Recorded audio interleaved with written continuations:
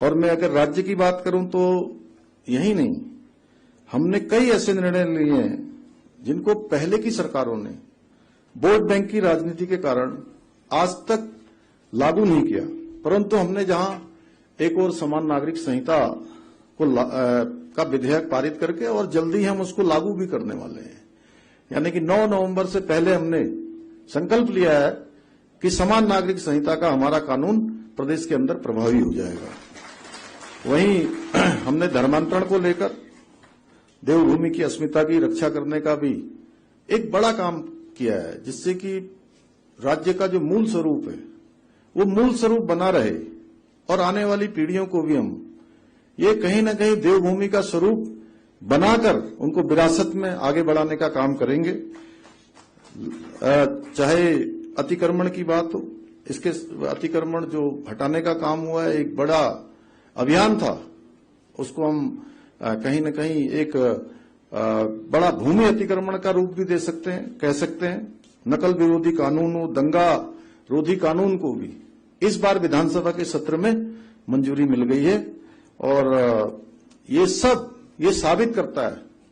कि हम जो कहते हैं प्रदेश के हित में हम उसको पूरा करते हैं। और मैं अगर राज्य की बात करूं तो यही नहीं, हमने कई ऐसे निर्णय लिए हैं जिनको पहले की सरकारों ने वोट बैंक की राजनीति के कारण आज तक लागू नहीं किया, परंतु हमने जहां एक और समान नागरिक संहिता को का विधेयक पारित करके और जल्दी हम उसको लागू भी करने वाले हैं। यानी कि 9 नवंबर से पहले हमने संकल्प लिया है कि समान नागरिक संहिता का हमारा कानून प्रदेश के अंदर प्रभावी हो जाएगा। वहीं हमने धर्मांतरण को लेकर देवभूमि की अस्मिता की रक्षा करने का भी एक बड़ा काम किया है, जिससे कि राज्य का जो मूल स्वरूप है वो मूल स्वरूप बना रहे और आने वाली पीढ़ियों को भी हम ये कहीं न कहीं देवभूमि का स्वरूप बनाकर उनको विरासत में आगे बढ़ाने का काम करेंगे।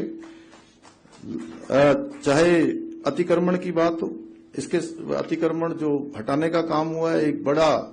अभियान था, उसको हम कहीं न कहीं एक बड़ा भूमि अतिक्रमण का रूप भी दे सकते हैं, कह सकते हैं। नकल विरोधी कानून हो, दंगा रोधी कानून को भी इस बार विधानसभा के सत्र में मंजूरी मिल गई है और ये सब ये साबित करता है कि हम जो कहते हैं प्रदेश के हित में हम उसको पूरा करते हैं।